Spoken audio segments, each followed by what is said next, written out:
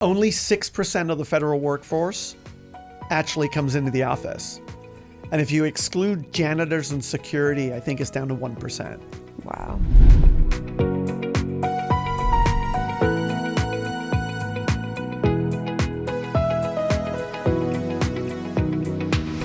Hello, welcome to Financial Fitness.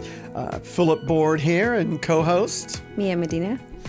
Welcome everybody, and this is our first episode post-election, but we got here and I looked up on the bigger monitor and I realized that I'm wearing green, we got a white background and you're wearing red, so Right. We are well represented in our Christmas colors. So happy holidays to everybody. Post-election, we've had a bunch of client meetings over the last month, and probably the most common question, and correct me if I'm wrong, would be, what do we see happening over the next year, 2, 3, 4 years with the election we have? We say that's a reoccurring theme. Yeah, a lot of people want to know how the new administration is going to affect the stock market as well and the economy. Yeah, and I'll agree with that. So, not having a crystal ball in front of me here, if you can see, there is not one. I don't have one. But what you're hearing about who they're assigning to different cabinet positions and the creation of DOGE, Department of Government Efficiency, I got to admit, I'm a huge proponent. We need more government efficiency. We really do. I mean, this time of year, Mia and I have to do continuing education. And it used to be that we'd have to go and do continuing education once every 3 years. We do like 3-4 hours in a booth and we get educated some more. 2 years ago, it switched to every single year online. And this year I had to take 21 different courses.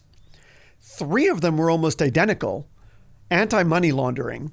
But there's 3 of them because we have FINRA, our governing body, the SEC, another governing body. We have FinCEN, another governing body. We have the CPFB, another financial governing body, in addition to any insurance licensing that we have in whatever states we are. So it's becoming a little ridiculous. So we actually took 3 courses on anti-money laundering where I learned significantly more about an illicit drug that comes over the border and child trafficking, human trafficking, which, okay, fine, we need to, but I didn't need to know that much about it. But 3 different agencies. So, when I look at the Department of Government Efficiency, I am cheering that on.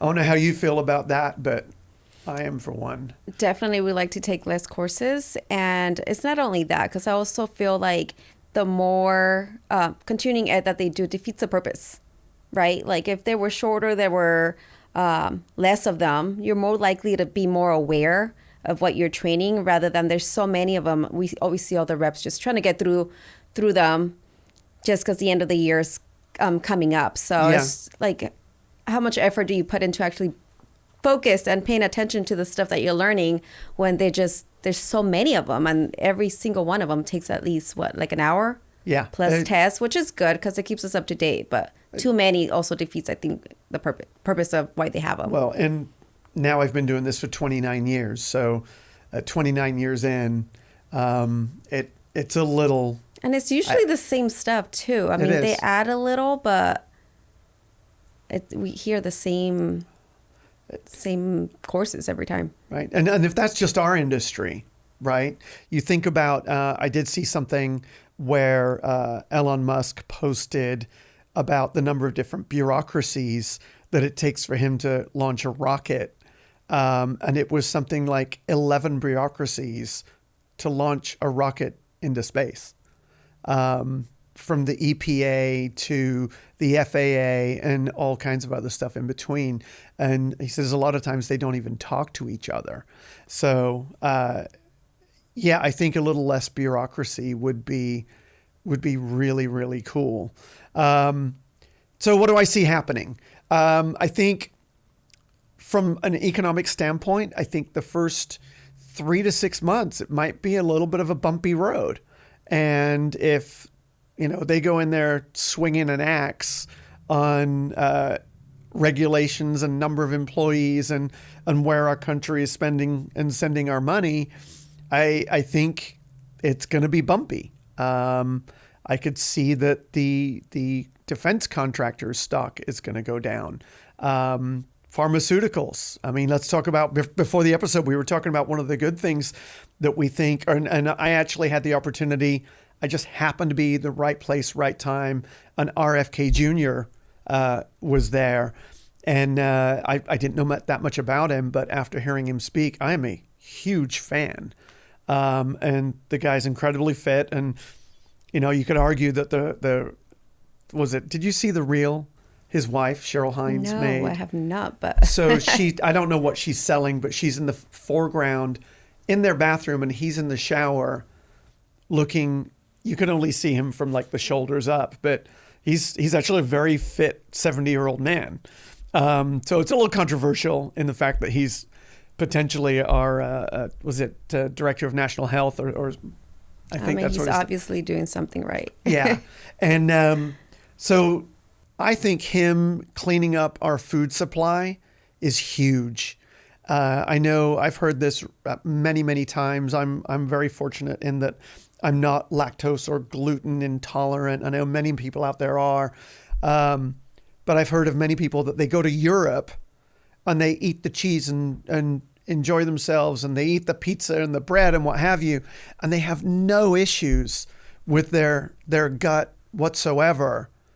But the moment they come back to the United States, bam, they have a problem with it. I mean, it's just looking at the back of the ingredients, even things from like Fruit Loops, say back in the day, you look at the ingredients from that to what they have now. It's like the list is so long. It's like, what happened there? Like what happened between back when I was, like 6-7 years old and now, like all these extra ingredients?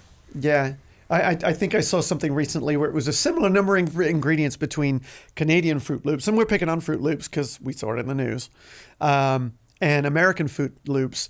But the difference was their coloring and flavors actually came from fruit and ours came from chemicals, which is just mind-blowing to me. So I think, and unfortunately, the people that end up suffering the most from that, like in my household, we don't go out to eat very much, and you know that. But I love to cook. I started cooking, and so we control a lot of what goes in our diet. And it's one of those things where when we do go out to eat, we can feel it, that it's different. And so the people that are in a position where they can't cook at home, they're eating fast food or whatever, those are the ones that are suffering from the chemicalization, is that even a word? I think I just made that up. Chemicalization of our food supply. So I'm super excited about that. So economically, where does that leave us? I think we're going to have a little bit of a bumpy run. That being said, I think tech is still going to go. AI is still a huge theme. I know we use it more and more and more in the office every day. I was recently up at a conference, not a conference. We were up at a meeting, planning a meeting to train I don't know if anyone knows this. I actually teach other financial advisors on how to run a better business. I don't say how to be a better financial planner. That's subjective, but how to run a cleaner, better shop to make sure that their office is compliant and they're able to do the most amount of good for their clients as possible. Because that's what it comes down to. If you're working with somebody and it's just that individual, that means they are the assistant, which means how much time are they really spending on thinking about your case? Well, I teach them how to free up their time so they can spend more time thinking about your particular situation, because that's what you hire us for.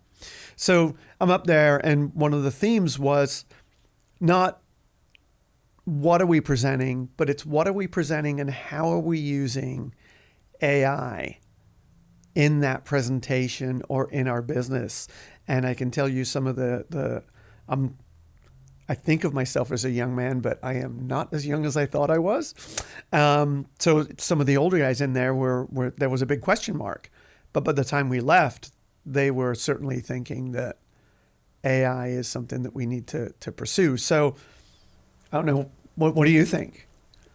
I definitely think AI is going to be a big, big, big thing as the years are coming up. And like you said, what I'm seeing a lot is you could see a line between people that are open to using AI and people that don't, that still are scared of it. That, yes, like I feel like anything, just when the internet came up, like people are going to use it for good. There's people that are going to try to steal your identity and all that.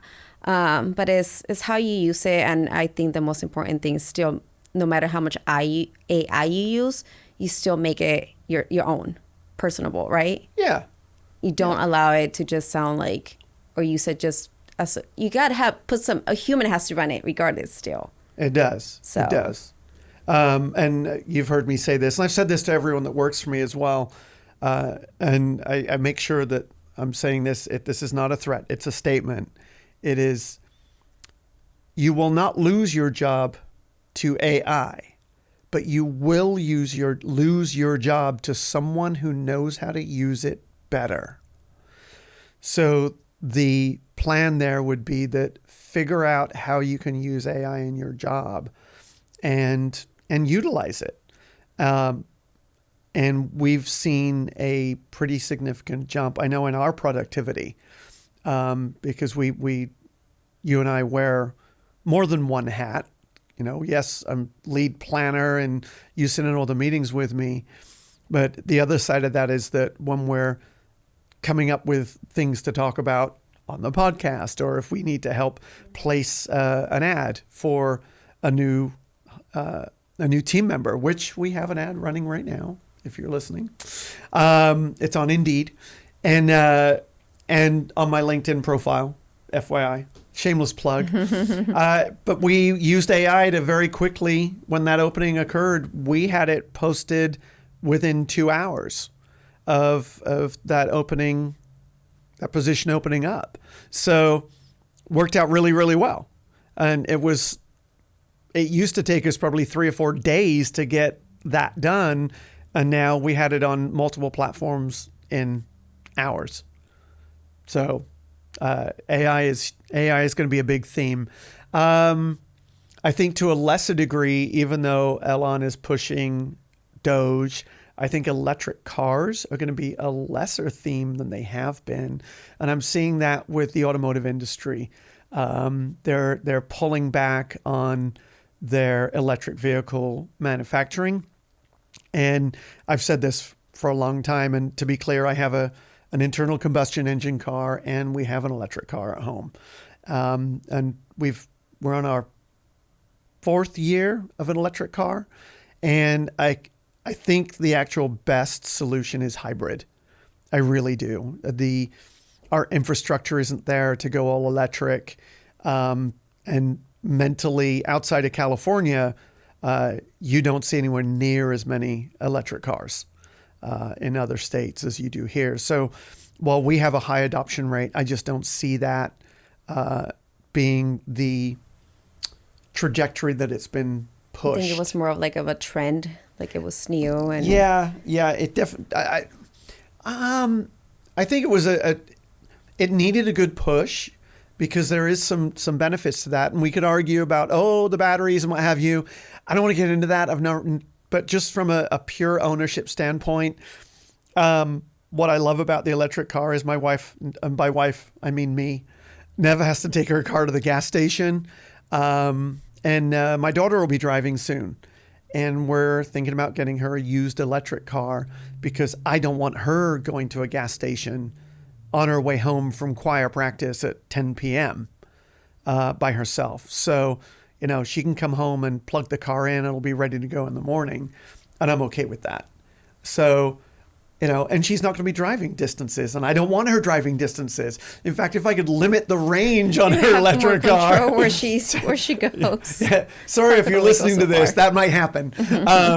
So yeah, and also from the safety factor, I think electric cars are very, very safe. But I think moving forward, we're going to see a trend moving towards more hybrids. See, what other trends do we see that are going to benefit. Man, taxation. That's a tough one because we've got this massive deficit. But my theory on that is if we have a reduction in the amount of regulations that we have to adhere to, not saying that we're taking away all safety, we're not all environment, just the amount of overlapping bureaucracies that we have. Like if you can go one place and get a permit to do something and start to finish be a very short amount of time rather than, depending on what it is, days, months, years, or decades. I watched something online the other day about trying to do an open pit mine to mine the stuff for batteries. And it could take multiple decades to get a permit to build a mine. Well, just like when we're looking into trademarking, 8 to 9 months. Yeah. I'm like, that is a long time. Like, we had a meeting last week with a trademark attorney on one of our companies, and they said, "Oh yeah, well, thank you. We'll let you know as soon as we hear something." And I'm like, "Well, in my mind, I was thinking 3 weeks, 3 to 6 weeks is what I was thinking." I'm like, "Oh, it's government," and they said, "No, it'll be 8 to 10 months." That was because of what they said, COVID too. So it also made me wonder how much it was. How many people are still working from home? Well, I actually know the answer to that. There's a delay in that as well. You don't know this, but over the weekend, I've read some statistics that as much only 6% of the federal workforce actually comes into the office. And if you exclude janitors and security, I think it's down to 1%. Wow. Of people work from office. And I believe, and I haven't corroborated this, that they only have to come into the office once a month. So people would time it so it's 2 days, and they come in on the 30th or 31st and the 1st, and then they don't have to come back to the office for another 60 days. That's a whole different podcast we could talk about. And I can tell you from our own experience, when we were working from home. It was good for what it was meant to be, but once everything you're able to go back into the world and everything, it's like you need that human interaction of seeing someone every day, and it's different. And there's, we're a small company, so sometimes when things happen, and I'm not saying good, bad, or indifferent, there's learning opportunities that happen throughout the day. Just being present, your acquisition of knowledge skyrockets. And to your point about the trademark, they said since COVID, it's gone from about 3 months out to 8 to 10 months.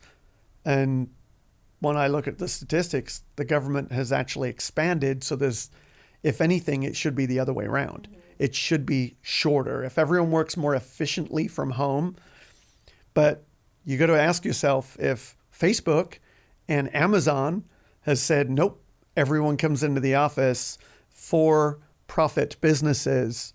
They figured that out. So, but I can, like from my perspective as a business owner, if you're not feeling well and, there's days where you've got a sniffle or something and you're like, I don't necessarily want to bring that to work. Do you mind if I work from home today?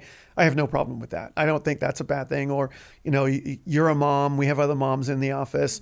If there's something comes up and you need to, it's like, hey, my kid's sick and I just need to be here. Then, okay, why? At least you can do some work rather than no work or burn a sick or vacation day, right? So I think it does serve its purpose, but I think every business should set up to allow people to work from home. And there's another layer of that too, and that is, if there's a disaster of some sort where the office itself is, what's what I'm looking for? Set up. Well, the office is unable to be inhabited for some reason. Having the ability for everyone to work from home without issue is continuity planning, I think. So that's something that our office does. We have that. Those are key things. I think it would be pretty cool to see. Now, this is getting controversial. There was a high-profile shooting in New York last week of the CEO of the largest health insurer.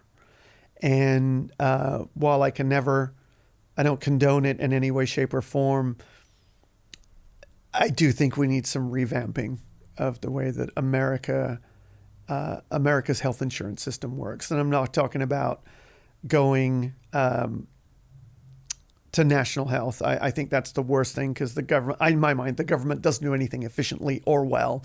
I mean, you can look at,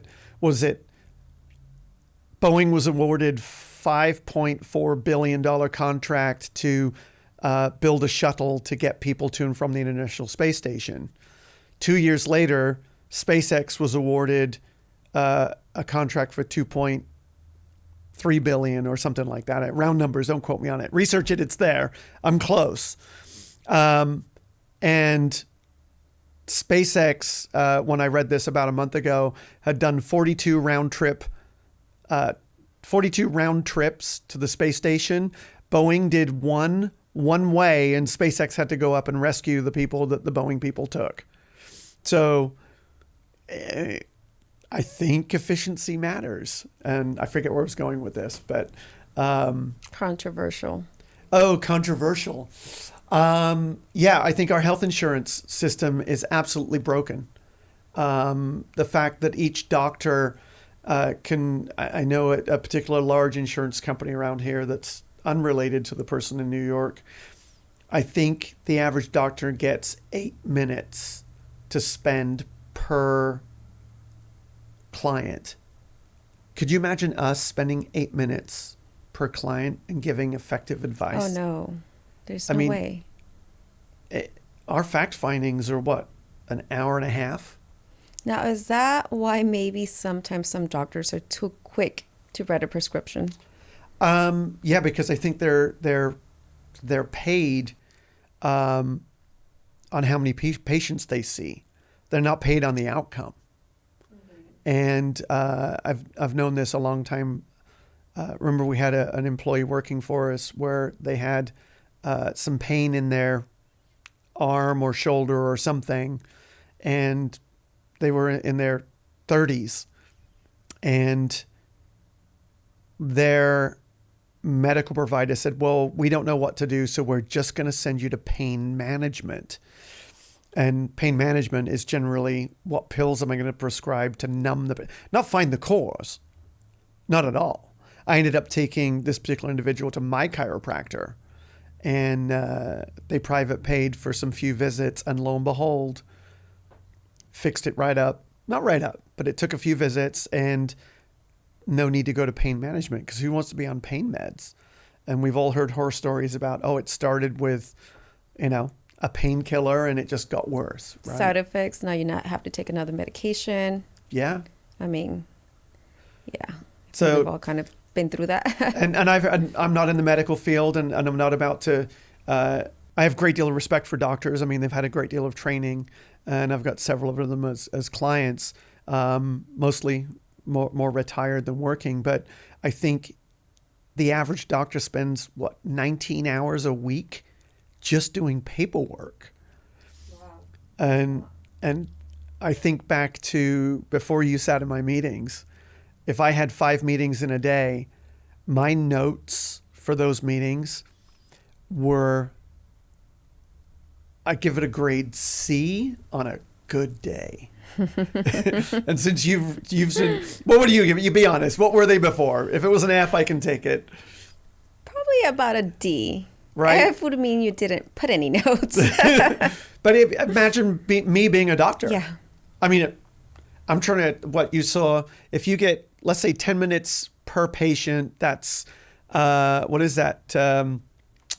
That's 6 patients an hour. And you're expected to do that for, let's say, that's 30 patients a day. And you've got to remember to write up your notes and remember what the symptoms were. And you could go into the next meeting halfway thinking about the prior meeting. Right, but without even prep, like how fully do you even prep up for the next meeting? Right. And I think the insureds in this country deserve a better level of health care. I know you and I have experienced, we're fortunate enough that we have access to a type of doctor where we spend time with our physician, and it's rewarding. I know my health has improved because of that. So hopefully you have the same. No, yeah, it's a whole different story. We could just talk to your doctor and have a full-on conversation without feeling rushed and, knowing that they're not going to push medication on you, that they're trying to find other ways. Yeah, indeed. So I think healthcare reform is going to be good. And I think there's a way to do it profitably without big pharma peddling pills. I think, what is it? The U.S. spends, I don't know, where am I going with this? Essentially, we're a small percentage of the world's population, but we're something like 70% of the world's consumer. We consume 70% of the drugs that are available. How much of that is it because of the amount of chemicals that are in our food? Right. Right. It's a cycle. I mean, it's coming back Yeah. to. I think the thing I'm most excited about post-election, RFK, the health of the United States, and less bureaucracy. I believe I read somewhere 450 government agencies. We've only been around for 248 years at this point. And we've got twice as many agencies as we have. That means every year since this country was founded, we've added 2 new agencies. 2. Wow. I guarantee you some of them were added like several in a single year.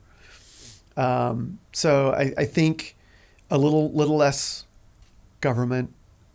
So where's that going to go? So if we have less bureaucracy, and innovation can come, and not in a negative way. I'm not talking like innovation at the expense of the environment or innovation at the expense of people and safety. I'm talking about just true innovation where somebody can launch a business and create something. Then I think the economy will grow that much faster. So between reeling in what we're spending at the federal level and expanding our GDP due to innovation and less regulation, I think that we'll be able to overcome our tremendous amount of debt that we have in this country.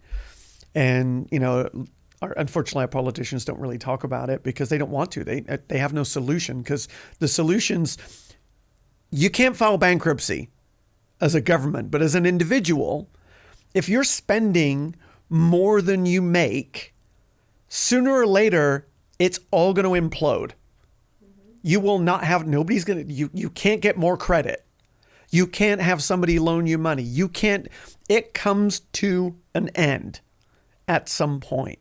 And our federal government has been doing this over and over and over again, where they're spending far, far more than they're making. And now the interest on it is getting absolutely out of hand. And I think if we don't get a grip on it and start getting it going the other direction soon, it's not you and I. And there's a substantial age difference between us, but it's not you and I that's going to pay the price. Our kids. It's our kids. Our grandkids. Yep, exactly. So 3 areas, I think, health, both in terms of physical health and our health insurance. I think that would, or medical, that would be really cool. I think innovation, bureaucracy. So as far as investing themes, I'd look there. International versus domestic. I'm leaning domestic. And of course, some people out there are like, oh, the tariffs. Well, I was watching something this morning that when our country was first founded, we had no personal income tax whatsoever. It was completely ran off of a 2% tariff. Of course, that was in the 1700s, and we are several centuries further away from that now. But yeah, the tariffs were a thing. So if we have something I would love to see change, but I don't see it's going to happening. I do go on X and I get, people say, what government agency would you like to get rid of first? And of course, the IRS is number one. Not going to happen. It's not going to happen. And they're calling for a flat tax.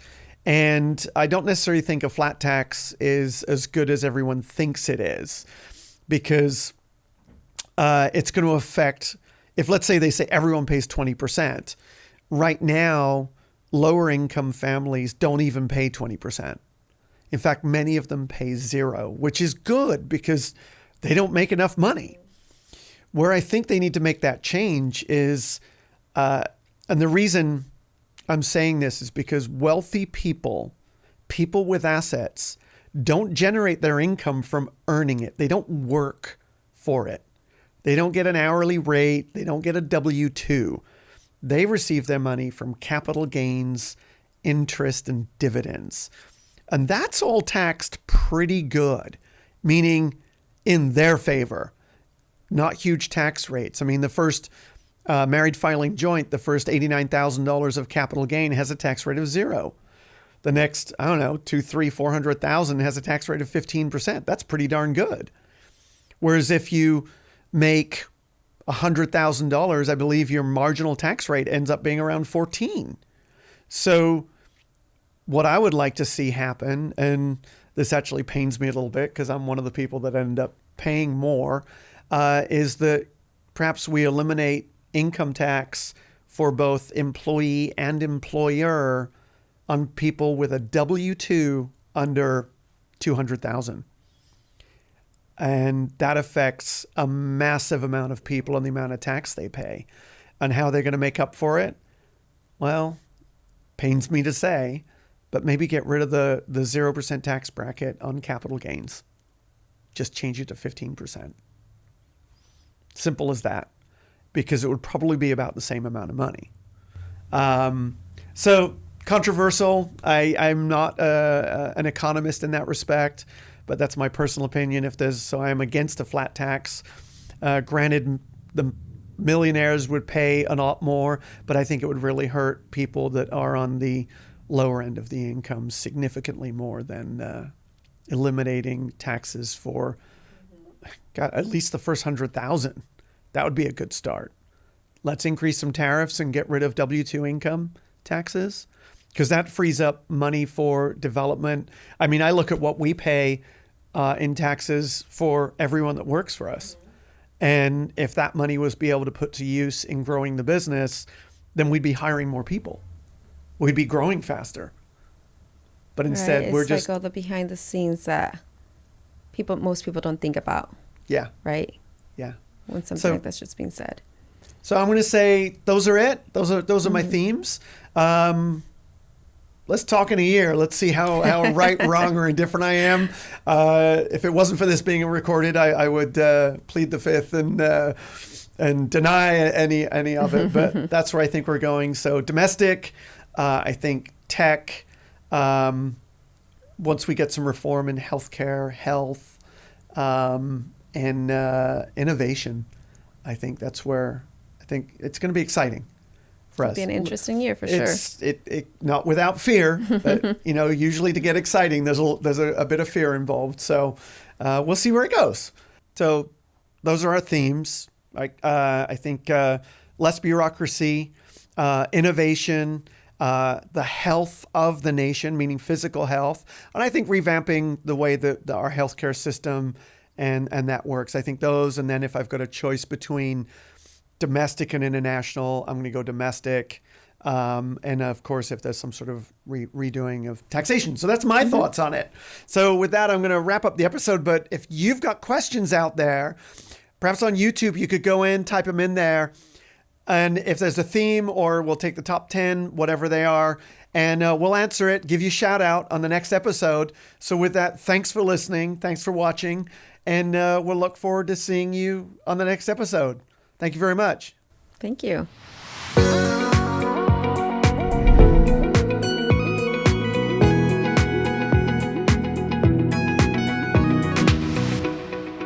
Hope you found today's content interesting. By all means, like and subscribe. You can also listen to us on all the popular streaming platforms, Apple, Spotify, you name it. We're on all of them.